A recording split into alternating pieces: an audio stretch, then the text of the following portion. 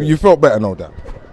Yeah, not too high. Am I a good start? Go straight. Go straight. Yeah, I'm actually really frustrated because worked really hard to get back here, and I achieved all the hard work. Like, I actually got back into shape to win, and on the night, I didn't perform well in the final, and I just couldn't get to grips with operating at higher speed. And that was entirely my fault tonight, and it's so frustrating after doing what felt like all the hard work to get in a position where I could actually challenge, and I did that, no doubt, and then I made a real mess of it. So listen, it's 60 metres, so we know it goes, isn't it? It's one of those things. Let's talk about the hard work though, because a lot of people don't see that. They don't know what you've been doing. So what is that? What has that included?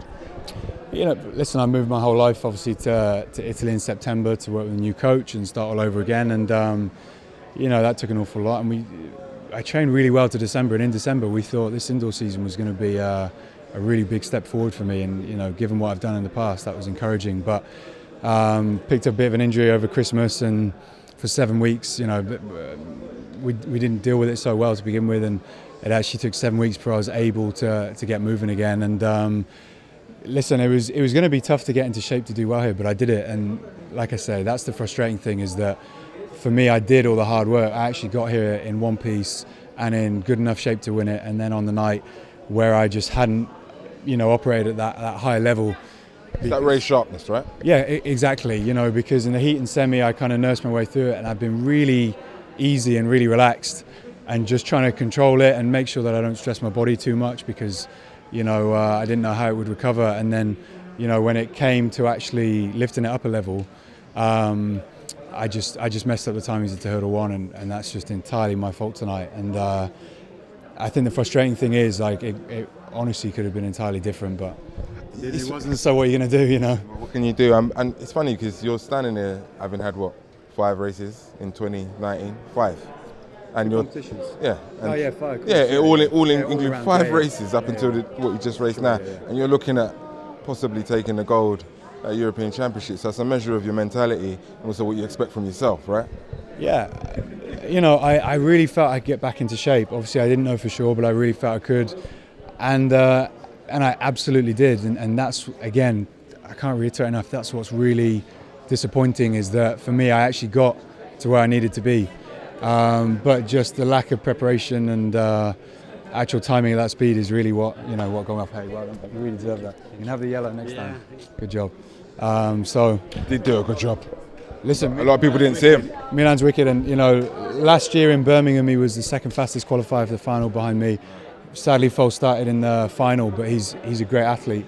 All season long he's been superb. So out in lane 1 he ran his own race, and he fully deserves to win. It's funny because I saw him win. Michael didn't. My cameraman didn't see him win until it was obviously announced. But he ran a great race out there all on his own. It's not easy when you're all out there, you can't touch anybody. He's a superb athlete, and he did a good job. I'm really happy he won. And it's what championships are about. Anyone who wins a medal deserves it. Almost a year to the day. Since me? Yeah, since you. I mean, March the 4th. Yeah, March the 4th, right? So that would have been an incredible story. Making it worse. Sorry, but I just say it though, No.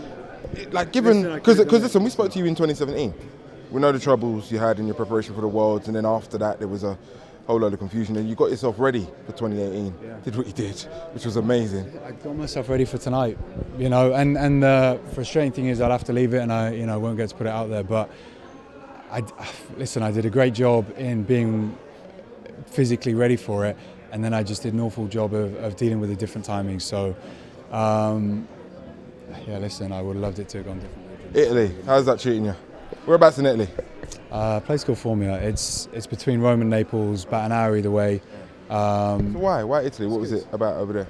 I went to work with a Cuban hurdles coach called Santiago Antunes, and he coached Robles, he coached Daniel Garcia to Olympic golds and Robles world record, whatever.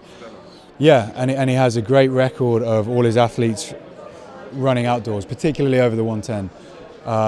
So I wanted to work with him, and I thought we were doing great up until the injury. It was frustrating not to follow that through and see what we could have got, but Yeah, it's disappointing because I put a lot into tonight and didn't get it done. But it's all good there. We'll see in the summer. Good luck moving forward, bro. All right, thank you very much.